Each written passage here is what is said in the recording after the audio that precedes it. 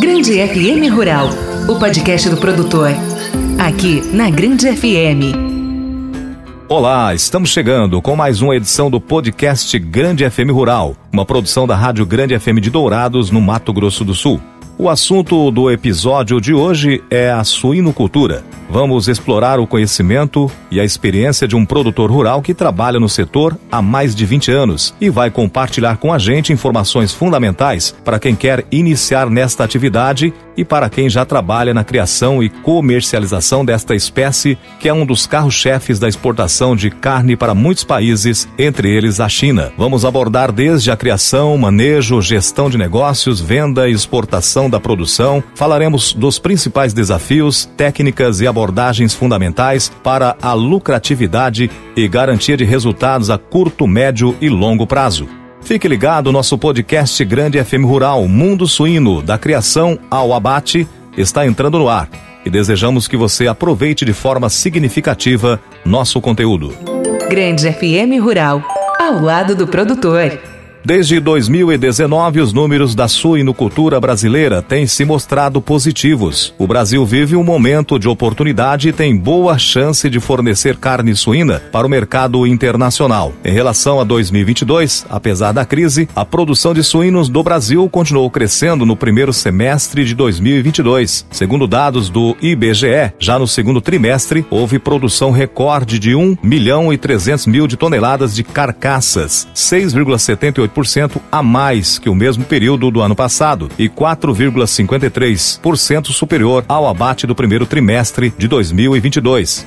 Dessa maneira, quando se compara os volumes do primeiro semestre de 2022 com o mesmo período do ano passado, o crescimento foi de 6,4%, porém, só 1,5% maior que o segundo semestre de 2021. Mantidas as médias dos 6 primeiros meses para o restante do ano, o país deve fechar 2022 com quase 5.100.000 toneladas, 4% a mais que 2021. Para 2023, o fechamento dos números deve trazer ainda mais confiança aos produtores que projetam um crescimento de pelo menos mais 6% em relação ao ano de 2022. Vamos ouvir agora o Osmar Rodrigues Caires, suinocultor, proprietário da Granja Nossa Senhora Aparecida, situada na cidade de Dourados, no Mato Grosso do Sul, que começa nos falando do início de suas atividades na área e sobre a utilização de uma ração líquida que vem revolucionando o setor em termos de custo-benefício. Sim, vamos dizer assim, nós começamos com a granja de 360 animais, depois nós fizemos uma de 3.080, depois nós fizemos uma granja de 3.630, outra de 5.675 cabeças, e aí era tudo chamado ração seca. Depois nós construímos um crechário de 10.800 animais, ração seca também. E eu viajava muito, eu fui muito ao Rio Grande do Sul, fui muito ao Paraná, fui muito a Santa Catarina, conheci os produtores lá e via que alguns produtores lá falavam muito em ração líquida.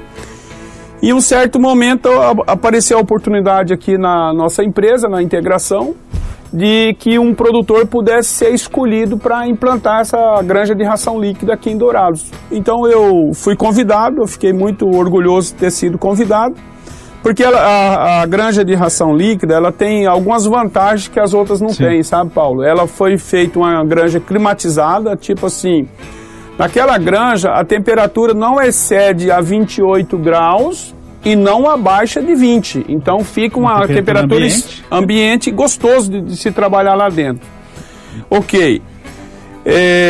Com isso, com essa temperatura controlada, a mortalidade é muito pequena.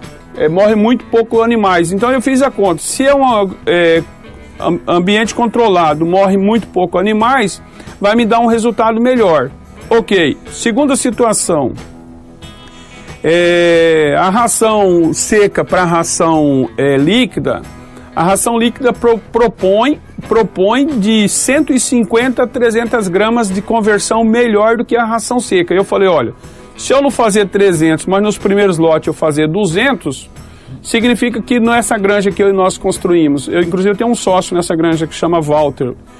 Então, nessa granja que nós construímos de 10 mil animais, no primeiro lote nós economizamos 200 toneladas de ração. Ou seja, já tem uma vantagem significativa. 200 toneladas de ração hoje a R$2, levando em consideração hoje o preço de soja, farelo de soja e o preço de milho, isso economizou R$400 mil em um lote de 100 dias. Então economizou R$400 mil num lote de 100 dias, morreu 100 animais a menos do que morreria no tradicional, e eu ganhei 20% a mais. Olha só. Então juntou 3 coisas. Então assim, eu vejo assim como ração líquida a tecnologia 4.0, é a suinocultura 4.0, que tem tudo para expandir, para avançar.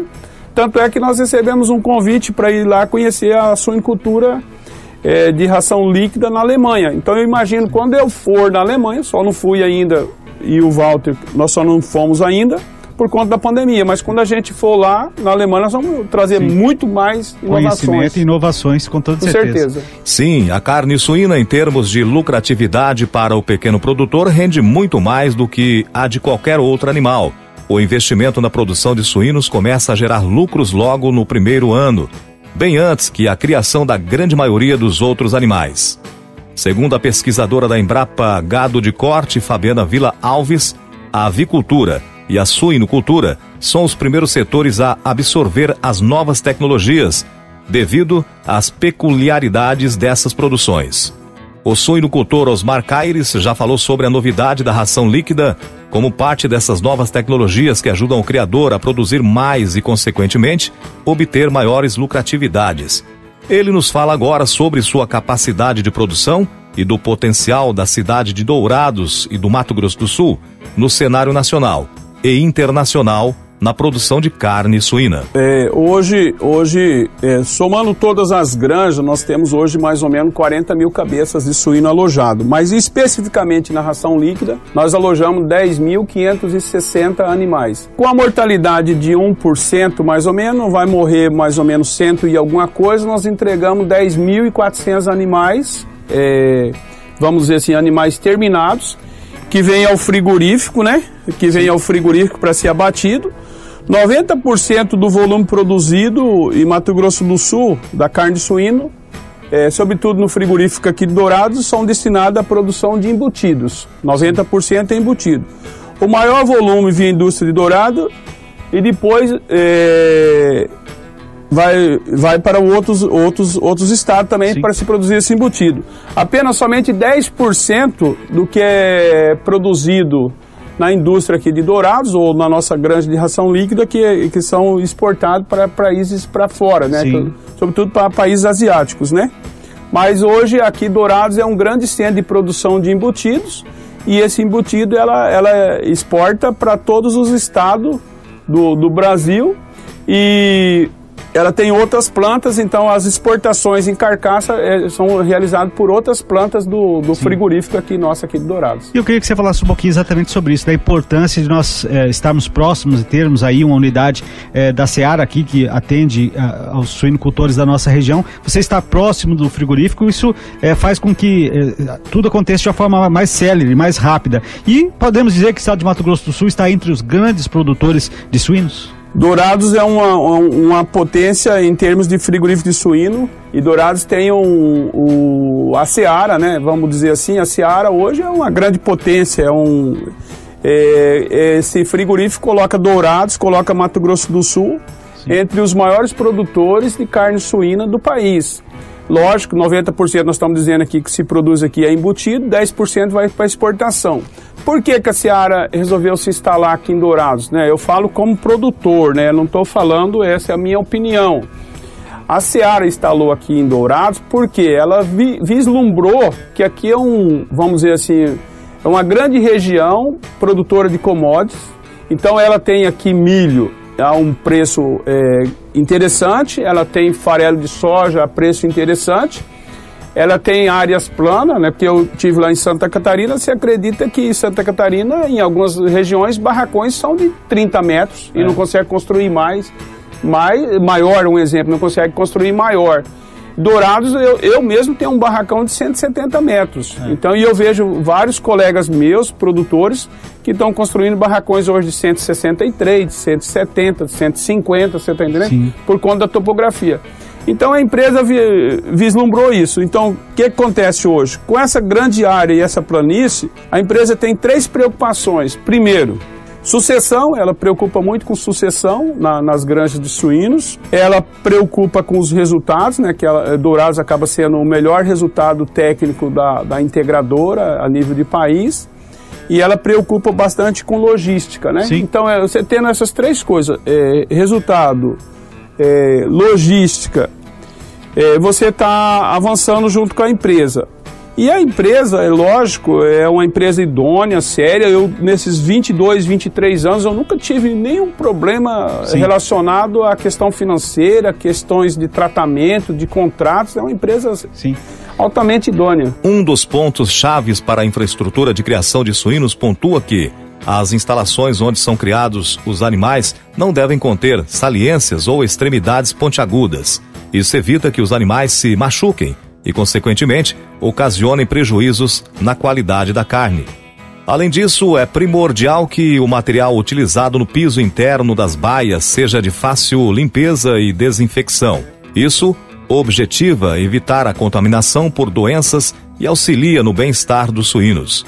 A pocilga, local onde os suínos são criados, deve proteger os animais da intempéries climáticas, ou seja, frio e calor. Estima-se que a temperatura ideal para a criação de suínos adultos gira em torno de 10 a 25 graus. Nos últimos anos, os suinocultores, junto a órgãos de pesquisa como a Embrapa, desenvolveram inúmeras tecnologias que ampliaram consideravelmente a qualidade da carne suína brasileira e também a produtividade dos sistemas de criação. As raças de suínos foram aprimoradas e as vacinas aplicadas garantem sua maior imunidade e consequente crescimento da produção. Vamos ouvir o criador Osmar Caires falando das escolhas das raças a serem produzidas e também sobre alguns desafios no manejo dentro da granja. É assim, hoje a gente foi criado lá naquela época de 70, 1980, vendo aqueles animaizinhos que era interesse mais a produção de banha, né? Sim. De banha. Depois criou uma outra expectativa, vendo que o animal era de fácil produção, podia se adaptar às várias regiões do país, e foi então tirando o sentido de produção de banha para produzir carne, né? Então hoje o interessante para as agroindústrias é a carne, é a proteína que eles chamam, né? Então o mundo tem fome de carne, o mundo tem fome de proteína. Então, assim, hoje nós utilizamos praticamente 3 tipos de raças de suínos aqui que adaptou melhor, que dá uma maior produtividade. Sim. É lógico que tudo faz através de cruzamento industrial, né? Unindo genética de 3 raças, né? Hoje, o que mais destaca é o Landrace. Então, na maioria das granjas é o Landrace, é o Large White e o Pietrano. Então tem esses 3 tipos de raça que é mais utilizado aqui na agroindústria: Landrace, Large White e Pietrano. Porém, está surgindo uma novidade aí que é a raça do Duroc. O Duroc, na verdade, é um animal americano. Ele é um animal mais vermelho. Então ele, por ser vermelho de pele, ele dá uma coloração assim mais bonita na carne, dá uma gordura marmorizada, sabe? Então que o consumidor quer. Sim. Então, assim, de fato, pode ser que tenha outras raças, mas eu não conheço. Sim. Eu, nas minhas granjas hoje, o penúltimo lote eu fiz com Duroc. Esse Duroc foi abatido num frigorífico do Paraná. E agora nesse lote agora eu estou criando da raça Landrace. Ou seja, são as mais comuns e as mais utilizadas, pelo menos na nossa região. Osmar, você falou, inclusive no programa passado, da capacidade de produção sua como suinocultor, e que teria em torno aí de 40 mil cabeças de suínos, 10 mil e alguma coisa aqui na granja Nossa Senhora Aparecida. O que diferencia o pequeno, o médio e o grande produtor? Quais são os critérios que são utilizados para classificar aí de pequeno, médio e grande produtor? Assim, na suinicultura não tem assim como uma classificação para um produtor médio, não, pequeno, médio e grande, como tem na soja, como tem no milho, como tem em outros. Não tem muito isso, sabe? Então não existe essa classificação. Porém, assim, tem assim, o que a gente classifica? O produtor mais tecnificado e os menos tecnificados. Produtores que dão resultado e produtores que não dão resultado, sabe?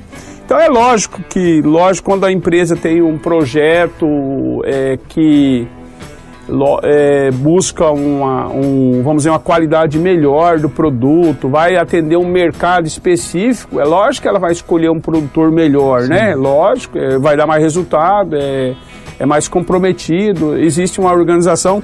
Porque hoje é uma preocupação muito grande que eu até gostaria de passar para você e para suas ouvintes, para as donas de casa, que as nossas granjas hoje, ela tem uma preocupação muito grande com questão sanitária. Sim, isso é importante. Com a questão sanitária, com a questão ambiental. Não é porque existe lockdown, né? Lockdown está existindo, mas nas nossas granjas ninguém entra sem tomar banho, ninguém chega lá e quer entrar nas granjas e entra. Não se entra em granja assim, só os funcionários mesmo. E eles têm um itinerário que é assim, ó, cedo passa pelo, vamos dizer assim, pelo escritório, eles tomam um banho, deixa a roupa deles, tomam um banho, vai para a atividade de suinicultura, retorna para o almoço, toma um banho, veste as roupas dele, retorna de novo do almoço, sempre muito assim com álcool gel, com papel toalha, então é muito sanitária muito rigorosa. Muito rigorosa. Outra coisa, a questão ambiental é uma preocupação muito grande do governo do estado também. Não se faz suinicultura como se fazia antigamente 50 anos atrás. Tem que ver se o terreno é apto, se o solo é apto, se a região dá condições de você ter uma suinicultura. A gente faz a questão apresentação de resultado de análise de solo, de análise de água, anaeróbica, para ver questão de se está poluindo ou não está poluindo. Então é muito, muito preocupante. Então, assim, isso é um cuidado que nós temos muito grande. Então a dona de casa, quando vai lá no supermercado comprar 1 quilo de carne de suíno, ela pode ter certeza que está sendo produzida com bem-estar animal, obedecendo às questões sanitárias, obedecendo às questões ambientais, no maior capricho, com funcionários registrados. Nossos funcionários na mesa do nossos funcionários são registrados. Nós somos, vamos dizer assim, nós somos periciados. Nós somos periciados, nós somos recomendados. Não existe produto sem nota. É com nota, suíno para entrar é com nota, para sair é com nota, para é tudo bem organizado. Então, assim, não é coisa feita de qualquer maneira ao escuro. É tudo bem organizado, sabe? Hoje não tem nem existe mais espaço para amadorismo, né? Precisa ser feito de uma forma muito profissional. Osmar, falando um pouquinho ainda dessa questão da produção em si e da capacidade, por exemplo, que o produtor tem de ter animais à disposição para o abate dentro de um período. Você falou bastante aqui ao longo desse nosso bate-papo de lotes, ou seja, você acaba comercializando por lotes. De quanto em quanto tempo você tem um animal, desde o momento que você começa com ele na granja até o momento de levá-lo até o frigorífico? Qual que é esse ciclo? São todos os meses que são negociados? Tem um período diferente? Como é que funciona isso? Paulo, como eu tenho várias granjas, vamos dizer assim, eu faço um escalonamento nas minhas granjas, né? Mas vamos admitir que o produtor só tenha uma granja, né? A empresa aqui, tentando ganhar tempo, ganhar maior produtividade, ela dividiu a granja em três etapas. Nós chamamos o PL, que é um grupo de pessoas que faz a produção do leitão, unidade de produção do leitão. Tem um outro grupo que faz a creche, que é o chamado crechário. E tem um outro grupo que faz a terminação. Eu estou em duas etapas desse processo. Eu estou na creche e estou na terminação. Mas, assim, para a gente ter uma ideia, assim, o animal nasce, ele fica 21 dias com a matriz. O leitãozinho nasceu hoje, fica 21 dias com a matriz. Amamentando, ganhando peso, pegando, vamos lá, assim, os anticorpos da mãe, essas coisas, 21 dias com a mãe. Depois, na creche, ele fica em torno de 50 dias na creche. Então, 21 dias com a mãe, 50 dias na creche e em torno de 100 dias na terminação. Em torno de 170 dias nós temos um leitão que nasceu e vai para o abate. Esse abate hoje está em torno de 130 quilos. Diversas técnicas são utilizadas pelos suinocultores de sucesso para melhorar a produtividade da sua criação. Entre outras melhorias, as estratégias visam a diminuir a idade de abate, aumentar o número de partos por ano e gerar leitegadas numerosas e uniformes. O horizonte é promissor para os suinocultores brasileiros que há tempos já perceberam que os esforços para incrementar todas as etapas do sistema de produção são recompensados. O mercado interno pode ser uma boa aposta, visto que o consumo de carne suína tem sido incentivado e aumentado gradativamente no país, com o apoio de campanhas de divulgação e desmistificação da criação de suínos. A gestão é um elo entre os recursos e os objetivos ou metas de uma empresa. Na suinocultura não é diferente.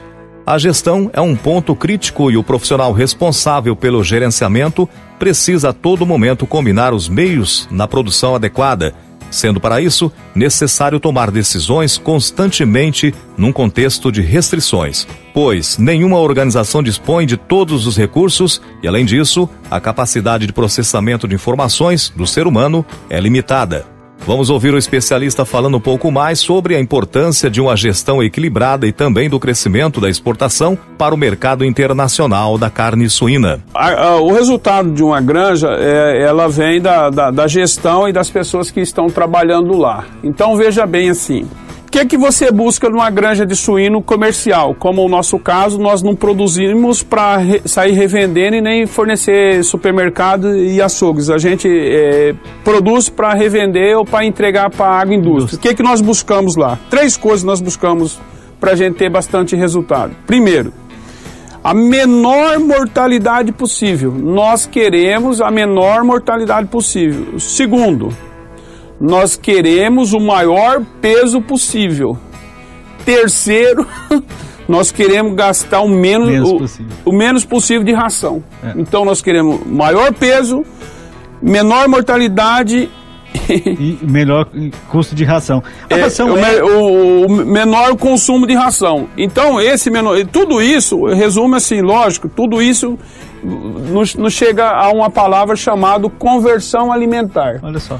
Comer pouco, engordar muito. Na verdade não é engordar, porque isso aí não é gordo, é produzir carne. Comer pouco e produzir a maior quantidade de carne possível. Você está entendendo? Sim. A gente sabe que os países asiáticos são os maiores clientes do Brasil no sentido de exportação de carne suína. A gente pode dizer assim que o mercado de exportação ainda está bastante atrativo para o produtor, ou o produtor não entra nessa questão da exportação porque ele fornece direto para a indústria? É assim, a China teve um problema lá sanitário e teve que, vamos dizer, abater lá sanitariamente parte dos seus animais. Com isso, no Brasil, ficou um espaço muito grande para exportar carne suína para a China. Só que a China está se recompondo os seus estoques, está se recompondo os seus animais, e aí não vai importar tanta carne suína como está importando hoje, né? A tendência é que cada vez mais para frente vai importar um pouco menos. Mas essas indústrias são indústrias assim com olhos e com, vamos dizer, unidades em outros países.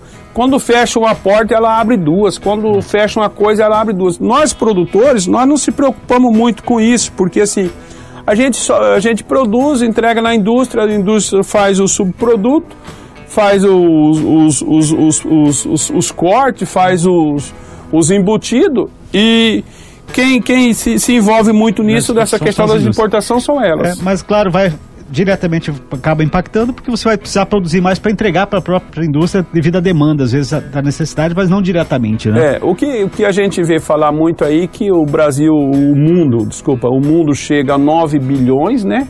O mundo chega a 9 bilhões de pessoas em 2050.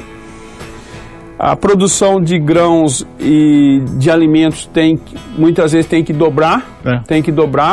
a de carne não é diferente, então eu não vejo problema na questão do espaço para se exportar a proteína. Quando não é para um país, é para outros países, abre outros mercados, né? E as indústrias vê muito ganho nisso, por isso que cada vez mais investe. Você veja bem que Mato Grosso do Sul, Dourados, vai sair de um abate de 5 mil para 10 mil animais. É porque tem espaço. Se não tivesse espaço, não faria esses investimentos. O cenário futuro para a suinocultura brasileira é bastante animador. De acordo com dados da Confederação da Agricultura e Pecuária do Brasil, CNA, até o ano de 2024, o setor deve crescer aproximadamente 21%. Além disso, a produção deve atingir 4,3 milhões de toneladas de carne. Em termos de consumo interno, atualmente a carne suína está em terceiro lugar, atrás das carnes de frango e bovina. O brasileiro ainda consome pouca carne suína, cerca de 12 quilos por habitante ano, enquanto o consumo do frango é de 41,3 quilos por habitante ao ano, e o da carne bovina 25,4 quilos por habitante ao ano. O baixo consumo da carne suína ainda se caracteriza como o grande desafio em nível nacional para a expansão do setor. Acredita-se que o menor consumo deve-se aos mitos e lendas relacionados aos possíveis efeitos deletérios da carne suína sobre a saúde do consumidor. Grande FM Rural, o campo em destaque. Em nível internacional, o Brasil enquadra-se como o quarto maior produtor mundial de suínos, fator que, associado com a elevada qualidade da carne brasileira, aumenta ano após ano as vendas e exportações. Levando em consideração o ano de 2019, o Brasil atingiu recorde de exportação com um volume de 750,3 mil toneladas, sendo 649,38 mil toneladas de carne in natura e processados, atingindo um faturamento de 1 bilhão e 600 milhões de dólares, de acordo com a Associação Brasileira de Proteína Animal. Até o momento, a China é o principal importador, consumindo cerca de 38% da carne in natura exportada pelo Brasil. Como podemos observar, ainda há bastante espaço para o crescimento na produção de suínos em nível nacional. No entanto, são necessárias campanhas de marketing para incentivar o consumidor brasileiro a modificar o seu paladar. Este foi mais um episódio do podcast Grande FM Rural, disponível no grandefm.com.br ou na sua plataforma de áudio preferida. Siga nosso podcast nas redes sociais e assine nosso podcast. Se inscreva em nossos canais e favorite o nosso conteúdo. Assim, você será notificado toda vez que tivermos novidades. Esperamos que você tenha gostado deste conteúdo e em breve novos episódios estarão à sua disposição. Você conferiu Grande FM Rural, o podcast do produtor. Aqui na Grande FM. Na Grande FM.